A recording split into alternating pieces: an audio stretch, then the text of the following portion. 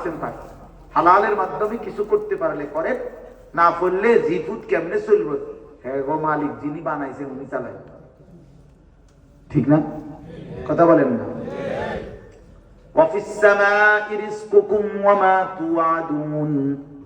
আল্লাহ বলে বান্দা তোমাদের রিজিক আসমানে জমিনে না।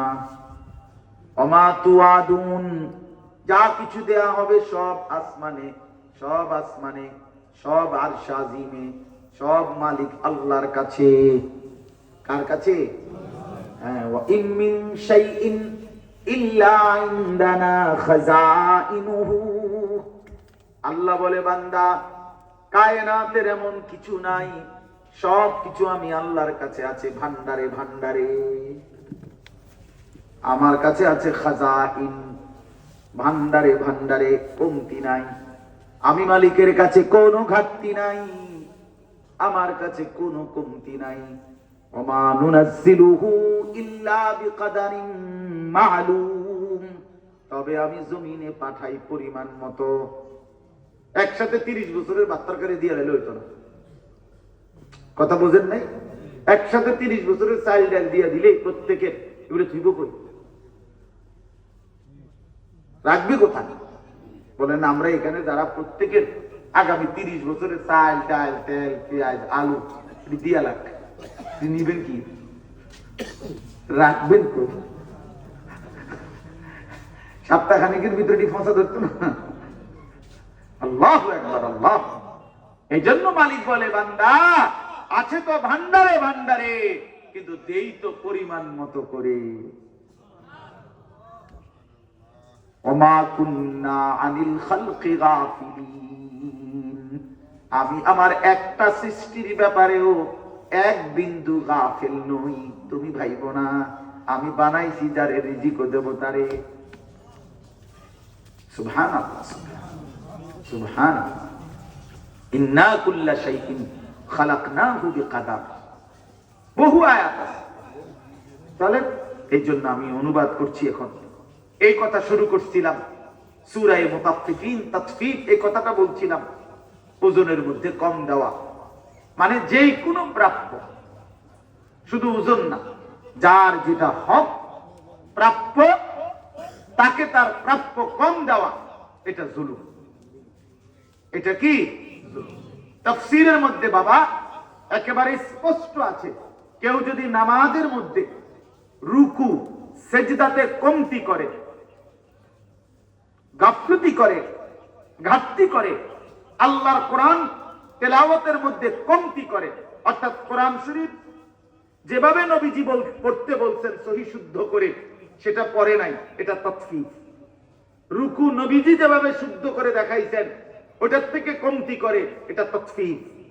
সেজদা ঘাটতি করে, মাথাটা দিয়া একটা সেজদা দিয়া এমন মাথা কুদ্দুর আলগি দিয়া আরেকটা মারে, টুস করে দুইটা মারে, দুইটা সেজদা মারে দিল।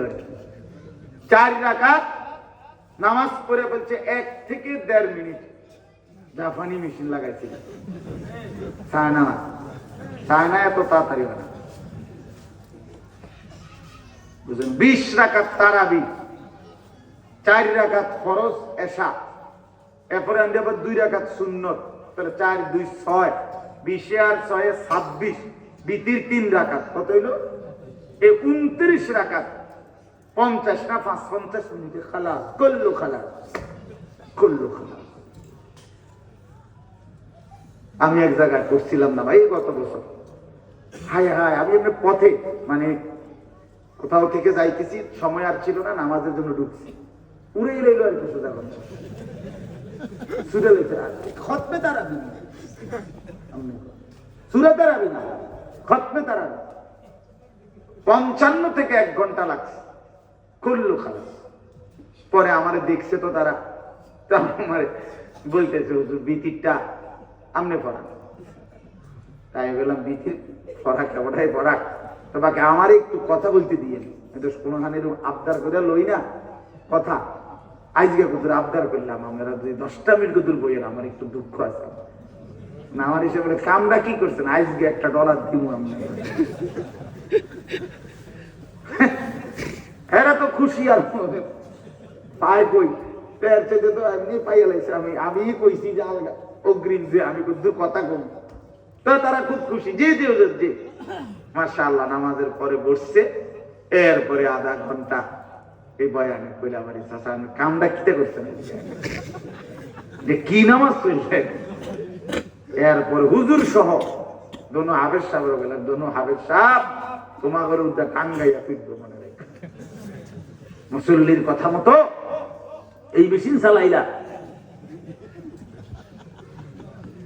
শেষ পর্যন্ত আলহামদুলিল্লাহ পুরা মুসল্লি ওয়াদা করে যে আপনারা আর আধা ঘন্টা সময় বাড়াইয়া কোরবানি করবেন, দেখবেন ইনশাআল্লাহ নামাজ ধীরে সুস্থ হবে। তো আলহামদুলিল্লাহ ওনারা রাজি হয়েছে। পরে তার আমি জানি না করছে কিনা ওইভাবে, বাকি আমি বলে আসছি বুঝে আসছি।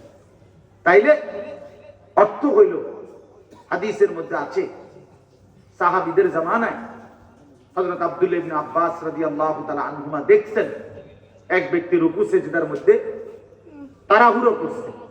তখন তিনি স্পষ্ট বলছেন যে তুমি এই তাতফিফ নামাজের মধ্যে করলা, তোমার জন্য মনে রাখো জাহান্নাম।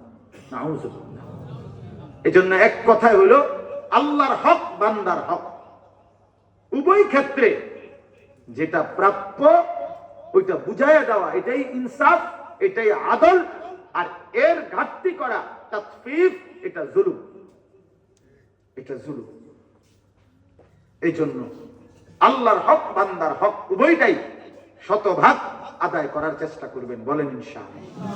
যাদের কাছে বোনের সম্পদ, ফুফুর সম্পদ, ভাইয়ের সম্পদ, ভাতিজার সম্পদ, আপন বিবির মোহরের টাকা ইত্যাদি আছে, আটকায় রাখছেন, জুলুম করে রাখছেন, আপনি জানেন আপনি লিপ্ত, আপনি কোন নাই আর কি দলিলের ফেসে ফুসে ফালাইয়া গ্রামে হদ্দার মাতব্বর দইরা সিটারি বাটখারি কইরা নয়সই কইরা আপনি হয়তো জোড়া তালি দিয়ে এটারে কি করে ফেলছেন, দখল করে ফেলছেন।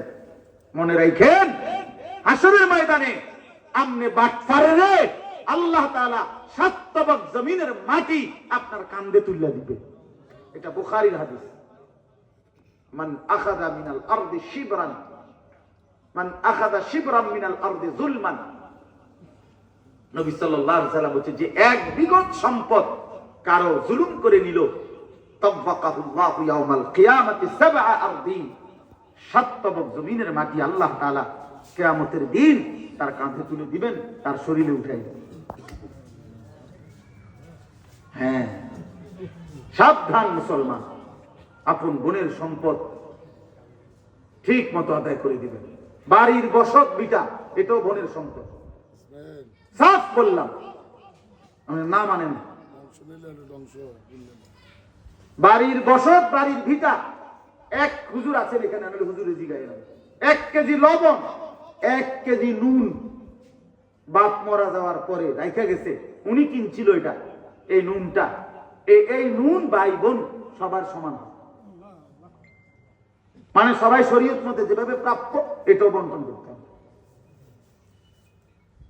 ওয়ারিসের সম্পদ বন্টন না করে টেনশন হলো মরতে দেরি, খানাটা কোন দিন, খানা ভাতের থালা, ভাতের থালা। তাৎক্ষণিক মশওয়ারা করে জানাজার মধ্যে কইলাও না, চেষ্টা করে চাও না খানাটা কোন দিন করুন যায়, 4 দিন না খানা, সেই মানুষটি তো আবার আইতো না। আজকে শুনাই দিতে পারলে সামনে রবিবারে খানারা সবাই আইবেন, খানা খানা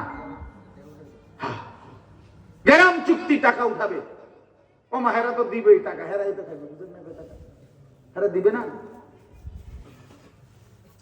তাহলে এটা কি, এটা কোন দিন, কোন শরীয়ত? আল্লাহ রাসূল সাল্লাল্লাহু আলাইহি ওয়াসাল্লাম আসমানের নিচে, আর আপনি রাজি না হন আমার কথায় নিয়া, আর কোনদিন না আসলে না আসলাম নিয়া,